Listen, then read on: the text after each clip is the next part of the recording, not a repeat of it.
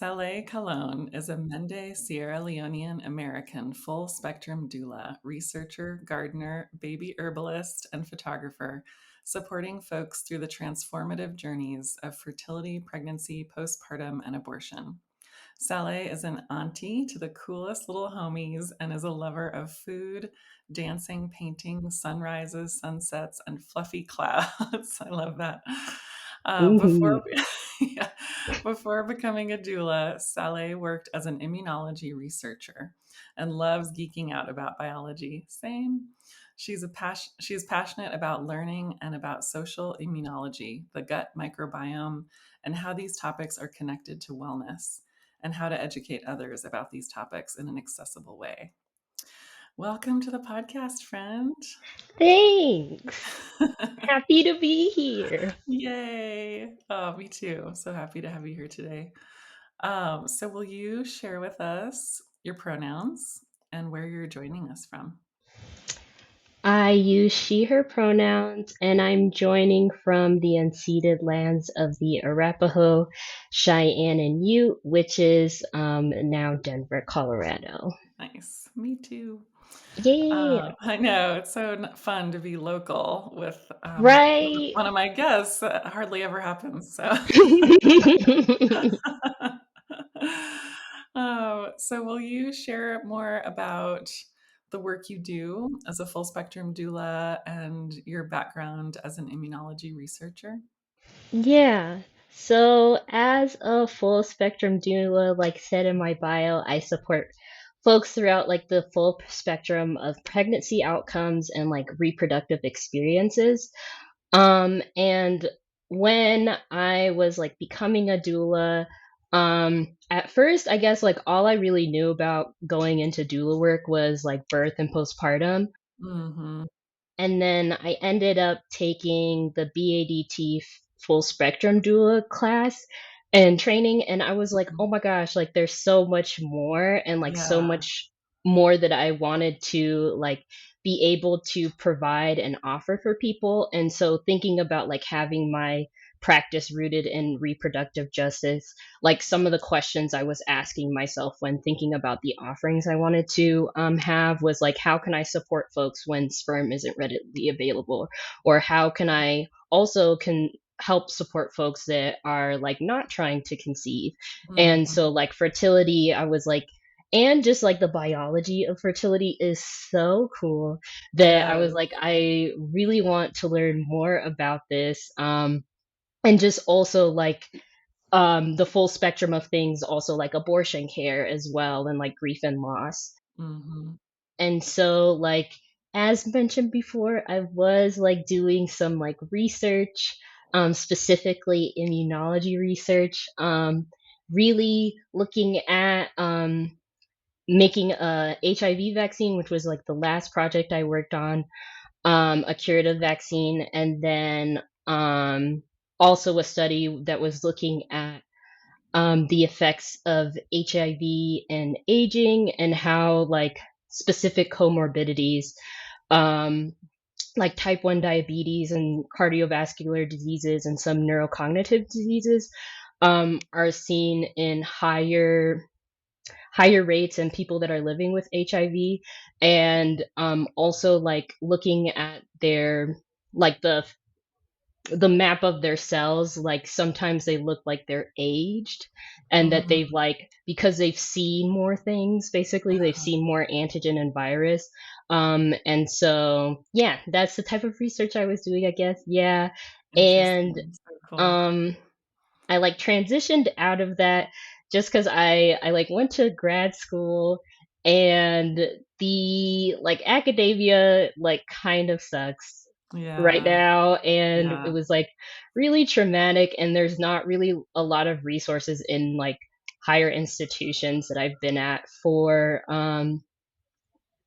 like by PGM folks and like having the Mhm. infrastructure there. And honestly, it should have been a red flag. Like when I interviewed for this school, like looking at they had like a diversity presentation Oh and gosh. like looking at the dates of like when they started implementing things, it was all like summer 2020. And I was Right. like, very Right. convenient. Right. Um, Yep, exactly. Uh, yeah. yeah, that's too bad. They they missed out big time. Yeah. Yes, yes. Yeah. So, what compelled you to want to join Fertile, and what did you hope to get out of it? I think what compelled me to join is one, I had like listened to the podcast before joining, and Mm, every time I would listen to the podcast, it was like, oh my gosh, like there was so much information that I was so curious about and would mm. like take notes all the time and be like, oh, I need to come back to this.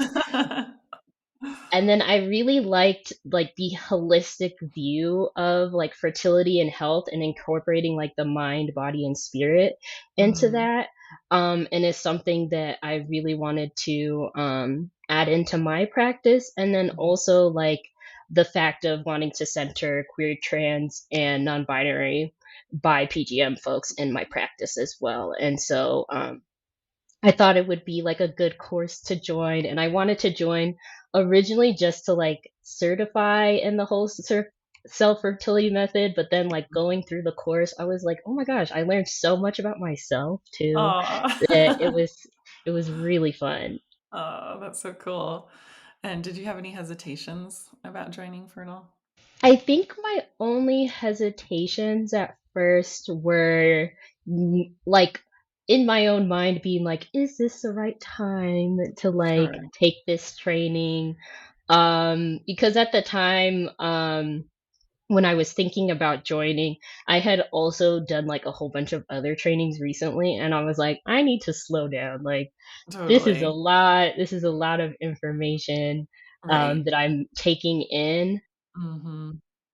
And then also, like, financially, I was like, for myself, from transitioning out of grad school, I was like, is this the right idea at this time? But I really appreciated and liked how like you make the program really accessible with payment plans and scholarships. And so yeah, I took the Yeah. chance and joined the trade. Yeah. Yay. I'm so glad you did. Yeah, I'm the same way. I take so many courses and online classes and stuff, and I get to a point where I'm like, I can't do anymore. I have to finish what I started. Right, right. And that was one of the things Uh, too in the course, thinking about like the earth element and like digesting info yes. and like realizing for myself a lot of the times I'm just like consuming a lot of things and consuming a lot of info, but not really like sitting with it all the time and seeing how like it digests. Right. Right. Exactly. Yeah, totally. So I would love to talk kind of more about your experience like in Fertile. Um, what changes have you noticed in your body, mind, spirit, or emotions, either since participating in Fertile or during Fertile or both? I think like during I like was more connected to myself Mm, in ways that like previously like I think going through the experience of like leaving school like left me really lost thinking about like, oh, because this is the track that I thought I was going to be on this entire right. time, and Yeah. then like switched and like a whole bunch of other things in my life were like going on, so it felt like very overwhelming and that I was like losing parts of myself. And Mm, so by like going through this course um and like the different elements and learning like how like they connect to like your mind, body, and spirit, and like being like, oh, these are some things that I can do in like my everyday life that I can like utilize to connect more to like my authentic self and like my mm, essence and stuff. mhm. And it doesn't have to be, and I think also for myself, I put like really big expectations on things.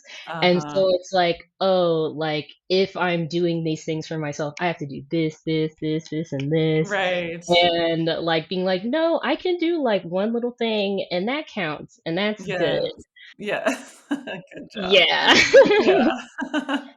And I think also through the course, I was like paying more attention to like my body cues, Mm, and like realizing a lot of things about like how, like, one of the things I noticed a lot is how like, I'm in my head, like, a lot. I spend a lot of time in my mind, like, thinking out things and working out things, but, like, when I'm mhm, doing that, sometimes I'm not realizing how it, like, affects my body as well. So, like, one totally. of the things that I was noticing during the course is, like, as I was, like, thinking through problems or, like, thinking through journal prompts, like, I would clench my jaw and then, like, Interesting. notice, like, "Oh, I'm, like, clenching my jaw," or, like, "Oh, I've been thinking about all these things and I didn't even notice it. I was hungry." Like, Right, right. so, like, pausing and being like, "Oh, okay, like, unclench your jaw and, like, let's revisit this at a later time because Yeah, it's too stimulating." yeah,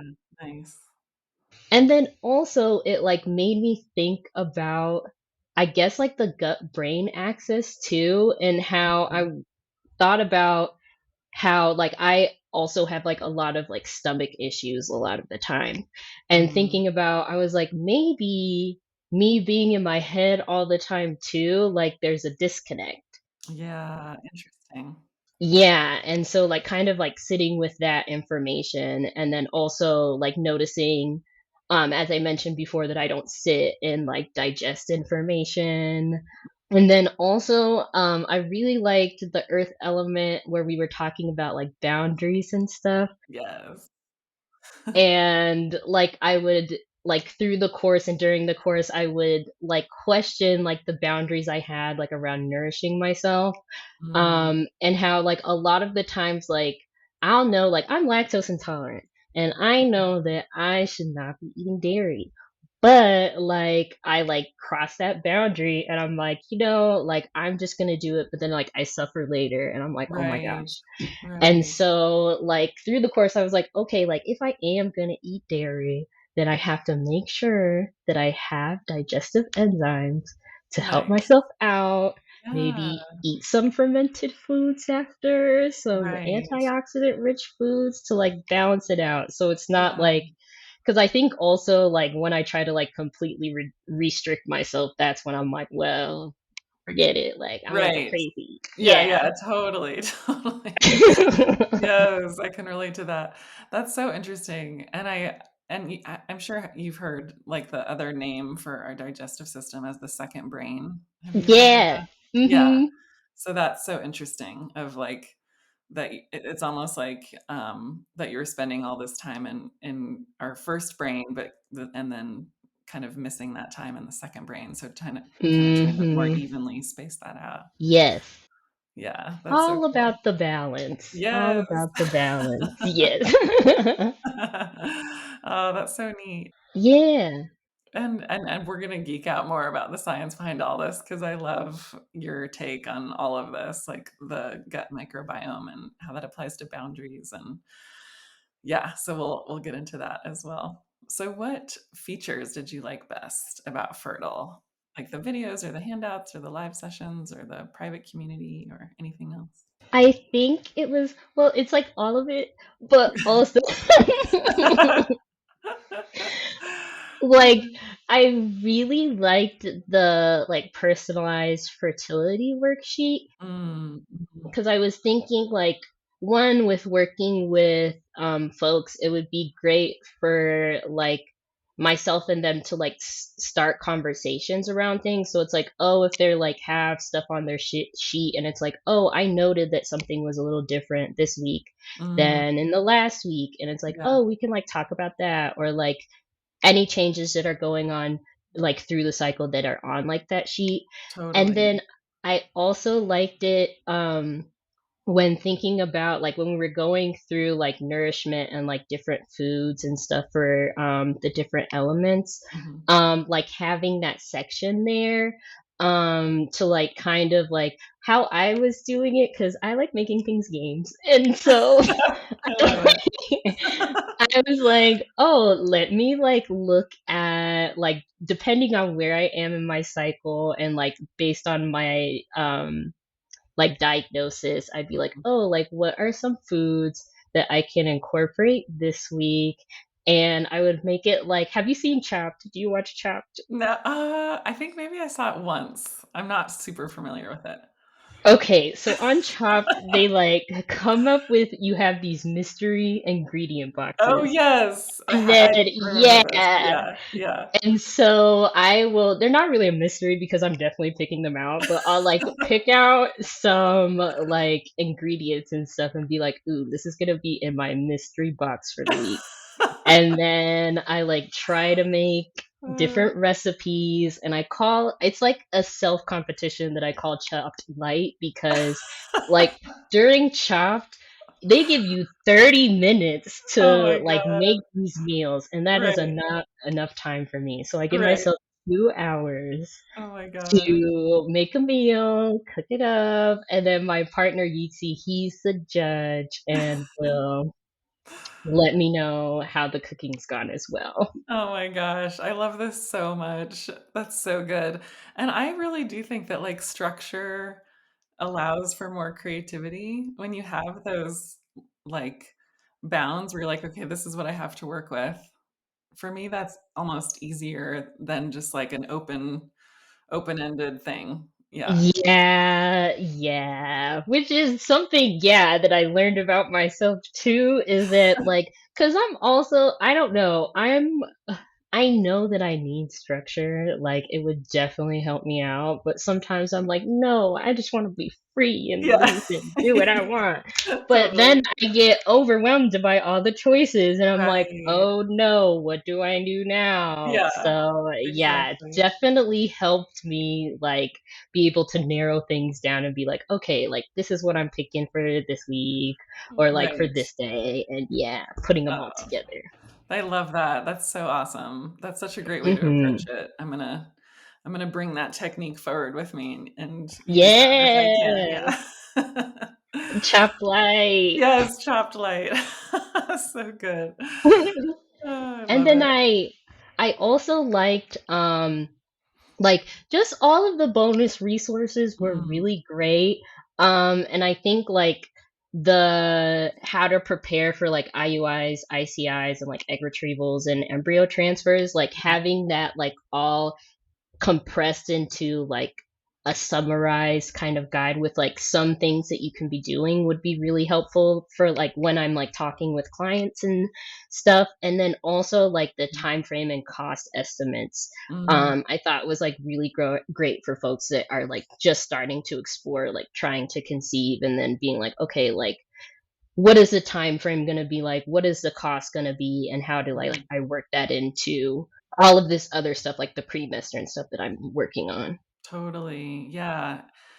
Thanks for saying that. When I was compiling all that info, I was like, man, I feel like these are the things that people ask the most and are the most confused about. And it's like, it doesn't exist. Like, there's not like it was hard for me to to compile all that into one place. Yeah, I was like, oh my gosh, this yeah, needs to be a resource. great job, Josie, great job. Uh, that's awesome. Thank you. Cool. And let's see. And was there any specific content in the program that you liked best or found the most useful? I really liked how in each unit we there was like examples of like how you could include your partner or partners Mm, into the experience because it can feel very isolating when you're mhm, doing it by yourself. And so I really liked that aspect and then also like how accessible you made like acupressure points and things for mm, like folks that might not be able to will have like possibly have barriers to getting like acupuncture care. And right. so like having accessibility to these acupressure pressure points Mhm. that they can do at home and do with their partner or Yeah. partners. Yeah. Nice. Yeah, cool. And then how have you benefited from participating in Fertile? Did you have any big like revelations or light bulb moments? I benefited from learning like more about like my authentic self and my like whole self, and Mm, being able to, and thinking about it, I was like, by me being able to like be my authentic self and support myself through with these like learning about like these different elements, mhm, I can better support the folks that I'm trying to work with as well. mhm. um and then also, I guess, like, I gained, like, a lot of cool tools to be able to, like, use now and, Yeah. like, be able to teach people about, which I'm learning that teaching is, like, something I really like. I used Yeah. to be kind of, like, resistant to it because my dad's a professor. Well, he Okay. used to be a professor, and Yeah. so I was like, "Ugh, I never wanna do that." Like, ugh. But now, and thinking about it too, like I've always been like even when I was like in school for immunology, I would learn something and then like right after class be like, "Oh my gosh," like texting my like siblings and stuff being like, "Guess what I learned? Guess how you can use this in your life? Like, isn't this great?" Oh, that's so cute. And then also, I think like one of the like really interesting things and like light bulb moments that I had or was like thinking about when we were talking about the kidneys and like birth order. Mm, I thought that was super interesting. mhm. Well, also made like a lot of sense. And I was Yeah. like, wow, like it like was connecting a lot of things for me. And then also like thinking about like, oh, like how can I better support folks through their postpartum period as well and restoring like that kidney Mm. energy Yes. and like things like that, and being like, Mhm, okay, so incorporating that into the postpartum period, and then also um like I think like just thinking about like my own like birth order and mhm, stuff, and like mhm. thinking how that can affect like my own kidney essence. And Yeah. then I think like some there was like with all the information learned in the course, like I had a really fun time like connecting it to things that Mm. like I was like, oh, like when we were talking about the other day when I was like, oh, candida overgrowth, and like being like, like yeast and like Yes. funguses and stuff, they like warm, damp environments. That's And right. so I was like, oh, so it like makes sense that it would like have there would be like connections with like dampness and like Mhm, heat, and mhm. also like spleen chi deficiency, Right, and like right.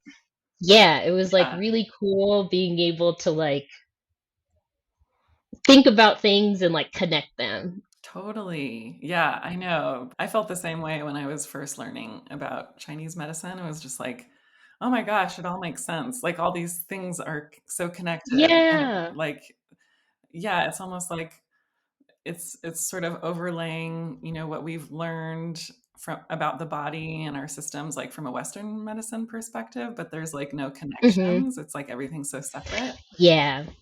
And then in Mhm. Chinese medicine, it was like, "Oh, like, this is a whole other way of looking at it," and it's so yeah, so much Yeah. more holistic and connected.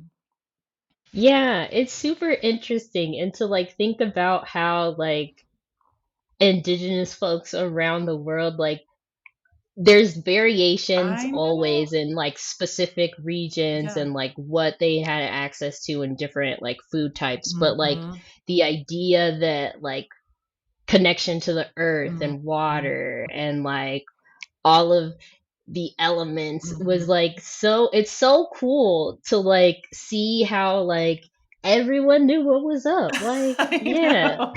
I know. This is continues to be one of the things that, like, blows my mind and inspires me every day about doing this, is that, yeah, Indigenous folks all over the world somehow had very similar information Mhm. about how the body works and about healing and about our connection to the earth and the cosmos, and all of it is just like, how did that happen? How did that happen globally? Right. And like thinking about how like a lot of the times in Western medicine like that's discredited Yes. is Yeah. Like, but then also I'm like, now everybody's like, oh wait, yeah, let's get back to like these indigenous traditions and maybe they did know something. It's like, Right, right. Maybe they were onto something. It's like, oh, you think? right. Hmm. I know, I know. And then for folks who have not gone through Fertile yet, I want to back up a little bit and just sort of give a brief sort of explanation, kind of about what you were talking about birth order. Oh yeah. So we talk about during that where we talk about that is during the water element week when we go through water, and each element of the five elements have to do with like a certain organ system, a couple different organ systems. And so water has to do with the kidneys, and the kidneys are all about kind of our fertility. Basically, it's like sort of like our fertility blueprint. And so that kidney essence is where a lot of our sort of innate fertility comes from, which can be affected depending on how much innate fertility you got from your birth parent. So it's like everyone has so much birth, or not birth, but like fertility energy to pass on to the next generation. And so your oldest kid gets the most of that fertility energy. And then it gets a little bit more diminished with each kiddo after that. So that was what you're referring to earlier with the, Hmm. yeah, that birth order. And do you feel that Fertile has given you the knowledge, support, and skills to feel more in control and empowered on your fertility journey or supporting others on their fertility journey? Yes. I feel like it's given me like a lot of language to be able to connect things in a way that like is more accessible to folks. Mm, And then I think also like now having like a place to like send folks as well to like learn more about like fertility, and then also like the community to be able to be in community with others who are also going through like similar experiences.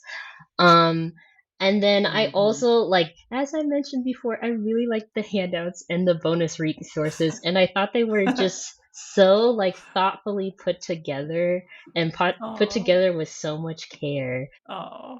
And I really like am looking forward to be able to share those with clients. And also, I think I wanted to mention this earlier, but I really like the journal prompts. They were Mm. so great, Oh, so thought provoking, and yeah, I really like them. And I've oh, been able cool. to like talk to one of my clients about them, and for them they were like, "Yeah, this is great. Like having this added Oh, layer too is like such a bonus." So, yeah. oh, that's cool to hear. Yeah, I am such a journaler, so that's like one of my main tools that I use. And then how did it feel to be in a program that centered queer, trans, and non-binary folks, and especially by PGM? It was really great because I feel like we don't see a lot of that in reproductive spaces where it's like Mhm. super gendered a lot of the time. Yeah, And it yeah. is like hard to find like resources and places to like send folks to find resources that like are Mhm. inclusive and aren't like super gendered. And so I Yeah. really appreciated that.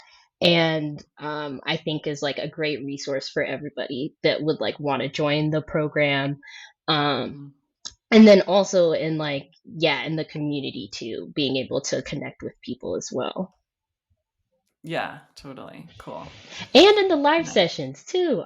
I don't know why I Yeah. just forgot the live sessions. The live sessions were great. Like, what?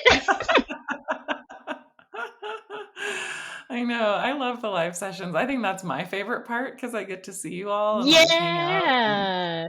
real time and yeah. I wish they were longer. I know. Oh, me Yeah. too. I know. I'm always sad when they're over. I'm like, maybe we should keep meeting. It's great now though with like I was thinking about it too, like now that you have like the coffee hours and stuff too. So it's like Yes. extra time to meet. Yes. That's right. That's right. That's why I did it because I was like, hopefully my alumni will come back and want to hang out with me still. Yeah, I'll be there. Yay. So what would you say to folks who might be thinking about joining Fertile? I would say to do it. It's really great. Like Oh, it's such a great course, and like the people that join, like it's such like a great environment, and it was super comforting and felt like super comfortable being with everybody. Um mm, And I think, yeah, the way that it's like the course is set up, it's like, as I was mentioning, like super thoughtful and really put together. And like, Josie, you're the best. So it was like oh, so great being in a space with you. And like thinking about like listening to the podcast and like going through like the videos through the course and stuff, your voice is like a warm blanket. And so it was oh, like a very comforting and like felt like, oh yeah, like it was oh, so nice. oh, that's so sweet. I'm blushing. Thank you. Okay, so now I would like to geek out about how cool science is. You and I have an Yay. interesting overlap of our backgrounds because I was gonna go this route of the more scientific Western medicine route before I went the acupuncture route, and I still have a lot of that. I don't know, passion or interest or curiosity about just like the science behind all, healing and how it happens Yeah. on a cellular level. And I just find it fascinating and so cool. And you know so much more about this than I do. But what I do know and what I remember from my studies ages ago now, is just that there's so much that backs up like what is happening in the body and what's happening, from that more holistic viewpoint that we've been talking about. Mhm. I feel like science really kind of proves it or really backs it up quite a bit. So yeah, I would just kind of love to talk more about that and how, some of those connections, specifically like, was it yesterday you and I were talking, or no, it was Wednesday. We were talking about, boundaries. So that was the other thing I was going to kind of give an overview to folks who haven't been through Fertile. Mhm. So we talk about during the week of the earth element, we talk about how earth is related to the digestion in Chinese medicine. And so, one of the ways that we interact with the world is by digesting, food, and we transform it into blood and energy or qi. And we also, digest information. And it's just one of our main interfaces with the world, is our digestion. Um, and when we have, when we're not able to digest, our system can kind of overreact or not be able to decipher, to differentiate between self and others, which can really wreak havoc on our fertility, for example. So when we're trying to, welcome someone else's DNA into our body, then our body can overreact or attack it, when it needs to be welcoming to it. So that's why, I work with folks to work on their boundaries to kind of increase that ability to differentiate, not only on a macro level, but Mhm. importantly on a cellular level when they're trying to conceive. Mhm. So, so yeah, so you and I were talking about this, and yeah, what are your thoughts on that in terms of the microbiome and all of that? Yeah. Yeah. So I was like thinking in my head again. I was like, what did I say in the class? Like I still don't remember what I it know. was. But I know.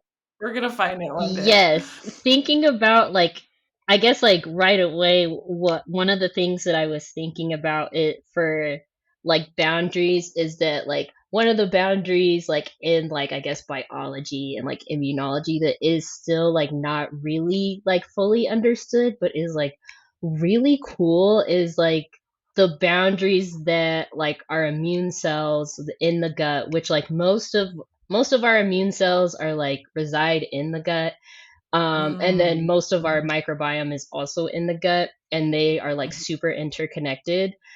mhm, And thinking about like how does like your body know like that food isn't like a pathogen because it is like a foreign substance that is like Right. entering your body, but there's like mechanisms and like boundaries that are like able to like differentiate between like, oh, this is food, this is pathogenic, this is self, and Mm, this is other. um right. and so, like, one of the things that I was also thinking about, like, with the gut is like with like leaky gut is like a diminishment of the boundaries, based on like it can be influenced by like gut inflammation and things like that. Mhm. And then it like basically makes like it allows like bacterial products and like toxins to be able to like enter the bloodstream, and then your body like outside of that, the immune cells that are like in your bloodstream are like, wait a minute, like you're not supposed to be here, like Right. what's Right. going on. um Yeah. and so like those boundaries too, and then like thinking, I was just thinking too about like how like everything is like connected. um and like thinking about like stress, and like stress can Mhm. affect your fertility, and it also can affect your immune system when you have like, because like cortisol is super useful for your immune response, it like gets your immune response Mm. going. But in Oh, like interesting. chronic inflammation, it's like you have cortisol levels that are high for longer amounts of time, so you have like increased Mhm. amounts of like inflammation as well. And Right. so like um and like cortisol, like it's weird. Everything really is connected because like cortisol is a precursor for progesterone, and like Wow. thinking about like estrogen Mhm. influences the production and like the degradation of like serotonin, and like Mhm. serotonin is also a precursor for melatonin. So Mm. like thinking Wow. about how those things can like affect your sleep, and then Mhm. like thinking about how they can affect your fertility, and then like um with like the microbiome and like the gut connection with like estrogen Mhm. balance and fertility. Like there's like your estrogen metabolism like first happens in like your liver. Then like it like breaks it down into this way that it's like a conjugated smaller form of estrogen. And Okay. then it's like transferred into the gut through like the Mm. small intestine. Mhm. And so like after it's metabolized by the liver, it's excreted into there, and the Mhm. bacteria that are in there's bacteria in the gut microbiome that is like known as like the estrobolome, because they're able to like cut up the conjugated estrogen that came from the liver, and Mm. able to absorb absorb other nutrients as well, absorb that, Mhm. and then let the estrogen go into the bloodstream. And Wow. so like if you have like an imbalance in your gut microbiome, there can be situations where you would have increase in the increases in the type of bacteria that break down estrogen, which could lead Mm. to elevated levels of circulating estrogens. Mm. And so this possible like upregulation of estrogen can play like roles in conditions like endometriosis and PCOS and other estrogen dependent conditions, and like cancers. Yeah. Um, and so it's like, okay, like, because also it's like, okay, this is an issue, but like, how do I help myself? And so Right. Now what? Yeah. like there's studies that have found that like fiber can reduce like beta glucuronidase, which is the enzyme that the bacteria are making to break down Okay. the estrogen. And so like you're Okay. able to reduce like the amount, if you had like high estrogen levels, you could reduce the amount by helping your gut microbiome, eating some more fiber. um Hmm.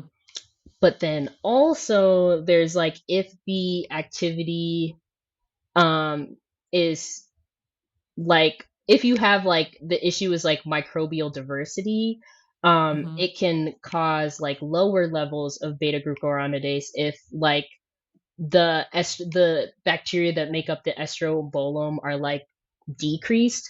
And so that Mm. could lead to like lower estrogen levels. Hmm. And it's like, how do you increase Yeah. those? There's like phytoestrogens and like plant foods.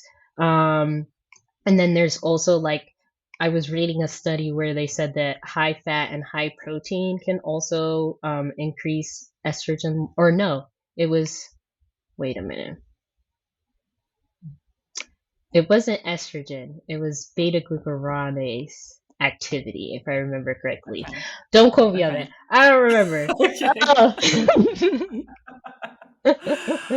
Whoa, that's so interesting. Yeah. So, what does it look like when there's low estrogen? Like, with, yeah, rather than too much estrogen. So low estrogen could be because there is like a decrease, like if you have a decrease in microbial diversity where you have like the bacteria is still there, but it's Mm, like being overpowered by other populations that are have like mm, more activity. So if you have decrease in the amount of bacteria that are able to process um estrogen, then you'll mhm, have less of it going back into the bloodstream and then mm. have like the lower levels of estrogen, Right, circulating estrogen. right, right. Mhm. Oh, that's so interesting. Oh, I love hearing what's happening on a cellular level because I talk about this a lot in Fertile and with my patients is like one of the main things that we work on is like how to alleviate stress on the liver. You know, the liver loaders is what we call Mhm. them, in Western medicine, like alcohol, caffeine, sugar, those things that are processed primarily in the liver. Um, and the more we can kind of lift those burdens, then the liver is able to process estrogen more efficiently Mhm. so that we can have like more balanced levels of estrogen in the body so we don't get those, like you said, like the estrogenic, you know, reproductive disorders basically that are Mhm. estrogen dependent or estrogen driven. So that's so fascinating to hear like Yeah. what's actually happening with that. That's so cool. And it's like, yeah, like they're all connected too, like thinking about like the liver and like the liver is gonna like break things down before it gets to the stomach and like or Right. not the stomach, before it gets to The like the small intestines. intestine.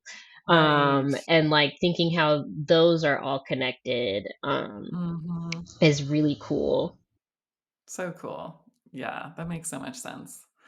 And another thing we were talking about the other day was this, it seems like, so some of the things, so what we talk about is, that boundary issue, within that earth element and how that affects fertility, potentially. And that lack of boundaries on a cellular level is kind of also how it's that same functionality of autoimmune disorders. Mhm. And it seems like there's more autoimmune patterns happening as we're more and more exposed to toxins in our environment. Mhm. Yeah, I don't know. What are your thoughts on that? Do you think that's true?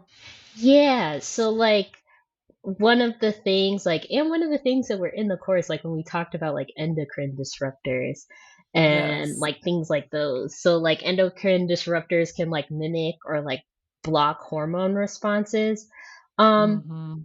which can like shift like your hormonal balances and lead to like overproduction of some hormones or like block production or things like that. And so it can also Mhm. cause like immune dysfunction and things like that. And one thing that is really interesting that I learned about like not too long ago is that estrogen has impacts on um so like a part of like B cell, like when they become like ready to go in the bone marrow, is they go through this process where if their receptors bind really well to self, then they're either like destroyed or they're like put into this inactive category where they're like they won't do anything. Hmm. But estrogen is able to like increase the amount of like induce like the production of autoantibodies, and can potentially like I think it was one study or there might have been multiple. Now I Hmm. can't remember, but it shows that like estrogen can block the elimination of the autoreactive B cells. And Hmm. so those like B cells that might actually have been removed or become energic, which is like when they're inactivated. Um, Hmm. those you like see more of those, um Hmm. which can increase like it can make like your body more hyperactive, which would be Okay. more of like an allergy or an autoimmune response, Mm. or like lead to like immunodeficiency because your estrogen also there's estrogen receptors everywhere, and estrogen Mm. receptors are on like your immune cells and stuff, and so they can help Mm. like modulate like your immune response. Wow. It's so That's much. wild. So estrogen, yeah, it sounds like when we mess with our hormones too much with by being exposed to toxins that, yeah, that can really wreak havoc on our hormones, like that can lead to just kind of a malfunction of our immune system, it sounds Mhm. like. Yeah, Yeah. that's so interesting. Where we see like more immune or autoimmune disorders, and then also, like you said, more allergies. Yes. Yeah. Yeah, yeah, interesting. And what was that study that you were telling me about the parasites and Oh, the allergies? yes. That was so Yes. It's interesting. so cool. I will say right away that while I'm saying this, I'm not saying that parasites are good. Like, they're not, Right. they can cause Okay. disease. Like, no. Right. But like the thought is like, oh, well, like one like there's a lot of allergy, and like when you look at maps of like allergic responses there's like more allergy in western countries and also Mm. just countries that have lower parasitic burden. Mhm. um and so it's like, wait a minute, like, what's that? And so the arm of the immune system that deals with allergy and parasitic infections are the same. Mm. And so, like, the thought might have been that, like, the mechanism is that, like, we originally, like, co evolved with, like, parasites and worms.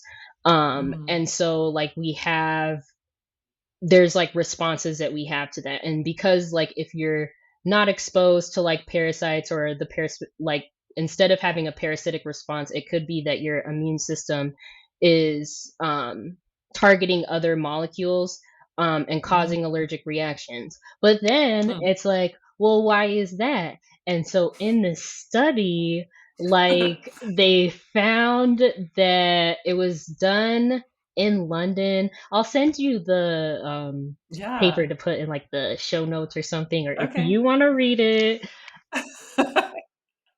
You know I do. Yeah.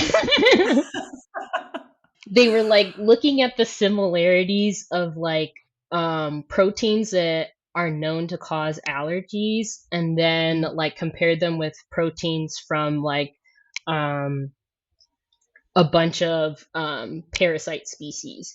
And so they Hmm. did this using like it was very computational. So they like compared the protein sequences and then like the structures of the proteins, because depending on like how like proteins are folded in your body, they can have like different points can be accessed, and it can cause Mm. like different reactions. Interesting. And so like they identified like it was like 2000 or so proteins that were similar in parasites that were also similar for allergic proteins. Hmm. And so they found like one that resembled like birch pollen Hmm. that was like also this type of worm. And so like from the study they were like, okay, like this is cool and all, but like does this, because it's computational, so it's like how does this work in people, and will Right. these predictions that we have, like, oh, that these are similar, will we see this response in actual people? And so they Right. collected blood samples from people in Uganda that were infected with this certain worm that has the same, well, a similar protein to like the birch protein, and they Mhm. found I can't remember the, do I have it in my notes? Yeah, 1 in 6 of them were able to produce antibodies that recognized like the worm protein based on the birch protein. Wow. Yeah. So it's That's like fascinating. there's similarities in the proteins that are made in parasites and also in allergens, which is Mm. really wild Yeah. It and is really wild. cool too, because it's like, Yeah. again, everything's connected. Yeah. Yeah. How? Like, oh. Yeah. And weren't you saying, like, and so then, for example, like, Americans are less exposed to parasites, and so maybe that might be why they have more allergies Mhm. or something? Mhm. Yeah. Yeah. That's so interesting. Mhm. Mind Mhm. blowing. I Right. love learning about this stuff. It's like, "What?" Right. Yeah, so cool. But then it also makes me wonder, and they were talking about in the was it in the paper? About how like maybe also like it could be that there is like we've evolved and there's like this parasitic like evolution of like allergy, but then also like maybe it is also just a way for like our body to keep us away from environmental toxins Oh, interesting. and being like, oh, like, yeah, this is not good, which is interesting now that I think about it too, because like there are like more people now that are um allergic to dyes, Mm, like red 40 allergies and things like that. right. So like like thinking about the effects that like a lot of those dyes have on your like immune system and like inflammation and things. And so Mhm. it's like, yeah, maybe it is like a little bit of both, where it's like, which it always It is. It's always never is. one thing. Yeah. Yeah, Yeah. never one thing. Yes. Never one thing. Yeah, so complex. Oh, that's so cool. Mhm. Ugh, okay. I could talk all day, as we know, to you about this stuff. It's so Yeah. interesting to me. It's so cool. So, how can people find you, support you, buy all your things? You can find me on Instagram at thegarden.doula, and you can also find me on my website, which is growinggardensdoula.com. Lovely. Nice. And I'll include those links in the show notes for folks. Thanks. Sallay, thank you so much for coming. This was so much fun. Thanks for having me. I always have so much fun having conversations with you. Oh, me too. It's the best. Yeah.